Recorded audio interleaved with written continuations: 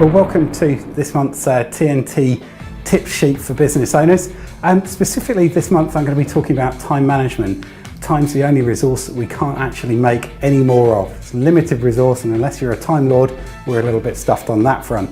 So as a business owner, what does that mean? Well, it means we've actually got to think about how we use our time. In fact, Stephen Covey, the author of 7 Habits of Highly Effective People, has an interesting phrase which effectively says the way in which you use your time is a function of how you see your time. So the way you think about your time, whether you think of it as a scarce resource, an unlimited resource, whether you think it has value for you, whether you think that there's plenty of it and you can just give as much as you want, all of that is going to be affecting the decisions on how you're using your time going forwards.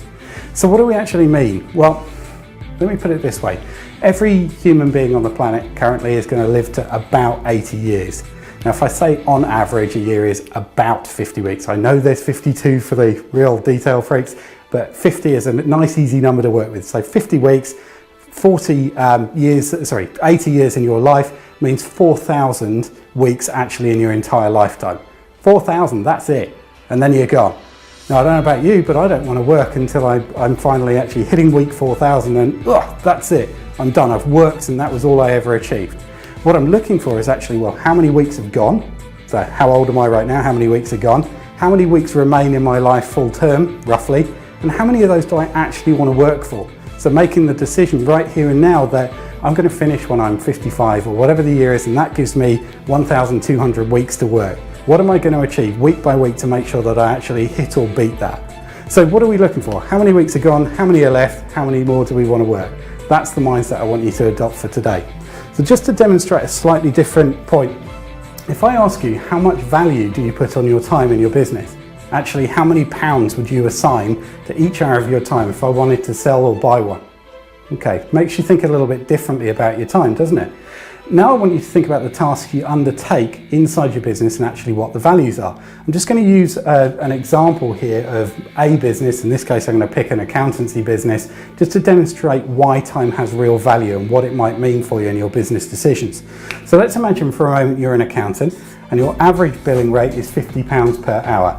You're going to work 40 hours on average each week, and what that means is that you're going to achieve about £2,000 every week in revenue.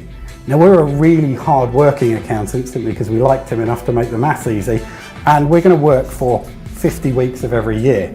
What that means is we do 2,000 times by 50, we get £100,000 as our contribution to the company from our billing time.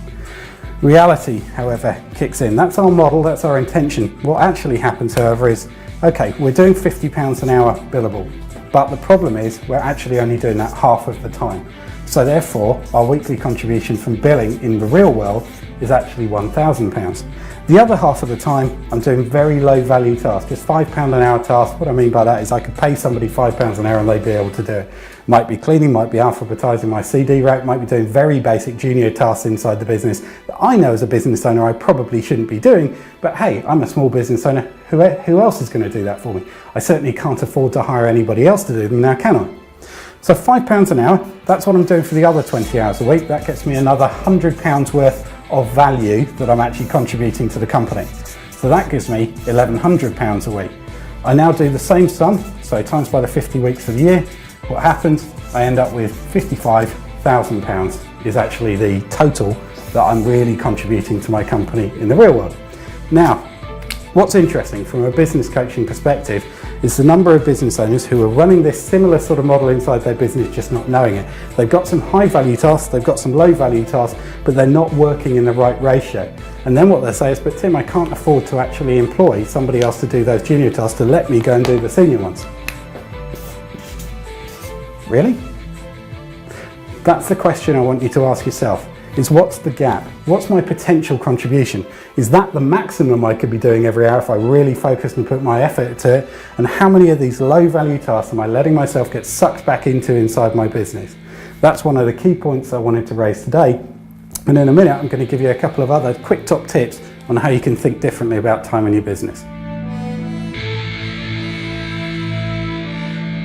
So guys, a couple of minutes ago we actually looked at how the value of time actually happens inside a business. But what I wanted to do is actually give you a couple of pointers on, well, how do you take that forwards and help yourself inside your company? Well, the first thing is actually set a value on your time. Earlier on I said, how much would it cost me to buy it? But actually, inside your business, if you were hiring you and you wanted your level of expertise, your level of commitment, your level of experience inside your company, well, how much would I have to spend to buy an hour of that? And actually set that as the limit for any task that you're going to undertake in the business for yourself. Think of yourself as your own employer. What would you demand in terms of return against your time value? So set that value for yourself, and then what I want you to do is think, okay, what do I actually do in this company? What tasks do I undertake? And now do the same exercise. How much would I actually pay me or anybody else to undertake that task? And then do the cross-reference to say, is the value I've set on my time actually represented in the task that I'm undertaking? How often is that not the case? And if it isn't the case, why isn't it the case? What's my justification for actually staying doing the same thing, doing those tasks, not delegating them, not passing them on, not actually taking them out of circulation at all? The letters I've got down here, D, A and E, are three words that you need to actually embrace and take on board to manage your own time. The first one is actually delegation. So how many low value tasks have you got that you can delegate either internally or externally? Just get rid of them, pass them out to free up more of your time to do the high value tasks. The second one is automate. How many of the tasks you're doing is simply because that's the way we've always done it. But if I put a system in place, or I refine it, or invested in a piece of software, or whatever it ends up being, how many of them can I actually just get rid of by automating them and making them happen without my day-to-day involvement? The third one is eradication. So actually work out, what am I doing this for?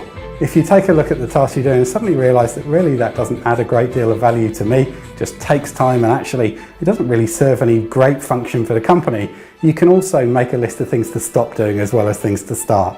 So the idea here is delegate, automate or eradicate to actually reduce down the number of tasks that you're doing that fall below your value per hour. And then you can actually start working out, well, how then do I start doing more of the tasks that generate me the higher value or add more value to the company? If you put those two things together and it makes a lot of good sense to actually go down that path, then please do. You'll find that you're making more money, you're doing less low value tasks, and ultimately your company, at least in your role as the business owner, becomes more efficient. I hope that top tip proves helpful, and I really look forward to hearing your responses back on how you've been applying it in your own companies.